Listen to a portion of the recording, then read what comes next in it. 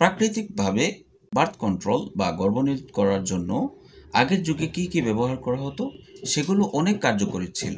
তো অনেকেই আমাকে রিকোয়েস্ট করেছেন যে গর্ভনিরোধ যে প্রাকৃতিকভাবে কীভাবে করা যায়, কারণ বর্তমানে যে পিলগুলো রয়েছে সেই পিলগুলোর অসংখ্য ক্ষতিকারক দিক রয়েছে। কেননা জরায়ু টিউমার, জরায়ু সিস্ট সহ অসংখ্য সমস্যা দেখা দেয়। তো এক্ষেত্রে হচ্ছে ব্যবস্থাপত্র নম্বর 1 হচ্ছে বিরঙ্গ পিপুল, সোহাগার খই সমপরিমাণ। এই 3টি দ্রব্য একত্রে ভালোরূপে চূর্ণ করে ঋতুকালে 3 দিন দুধের সঙ্গে খেলে গর্ভ সঞ্চার হয় না। ব্যবস্থাপত্র 2 পানের মূল 6 গ্রাম, রক্তকুচ 500 মিলিগ্রাম, রক্তজবা ফুল 3টি, গোলমরিচ 1 গ্রাম। উক্ত দ্রব্যগুলি জলে পিষে 500 মিলিগ্রাম করে বটিকা প্রস্তুত করতে হবে। সেবনবিধি: উক্ত বটিকা 7 দিনে শীতল জলসহ সেবন করলে গর্ভসঞ্চার হয় না। ব্যবস্থাপত্র 3 হচ্ছে রসাঞ্জন আমলকি হরিতকি সমপরিমাণ। উক্ত দ্রব্য 3টি ভালোরূপে চূর্ণ করে নিতে হবে। এই ঔষধ শীতল জলসহ 3 দিন সেবন করলে গর্ভোৎপত্তির আর সম্ভাবনা থাকে না। আকনাদির পাতা, মুচ্ছানি পাতা। আকনাদির পাতা বা মুচ্ছানি পাতা জলে মর্দন করত ঋতুস্নানের পর 4-5 দিন খেলে আর গর্ভসঞ্চার হয় না। ব্যবস্থাপত্র 5 ঋতুমতী রমণীকে কাজি দ্বারা পেষিত জয়া পুষ্প পুরাতন গুড়ের সাথে সেবন করালে তার কখনো গর্ভসঞ্চার হয় না।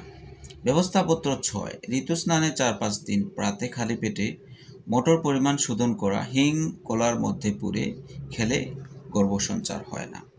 ব্যবস্থাপত্র 7 খুব পুরাতন আখের গুড় ঋতুস্নানান্তে 4 থেকে 5 দিন 3 গ্রাম থেকে 6 গ্রাম পর্যন্ত দুবেলা খেলে গর্ভসঞ্চারের ভয় থাকে না। তো ভিউয়ার্স, এগুলো আপনারা দেখছেন যে আয়ুর্বেদীয় শাস্ত্রের, এগুলো আমি আলোচনা করেছি। আমি আলোচনা করব ইউনানি শাস্ত্রের, সেগুলো আপনারা অন্য ভিডিওতে পাবেন গর্ভনিরোধ বিষয়ে। তো সেক্ষেত্রে হচ্ছে ভিডিওটি 2, সেটাও আপনারা দেখবেন।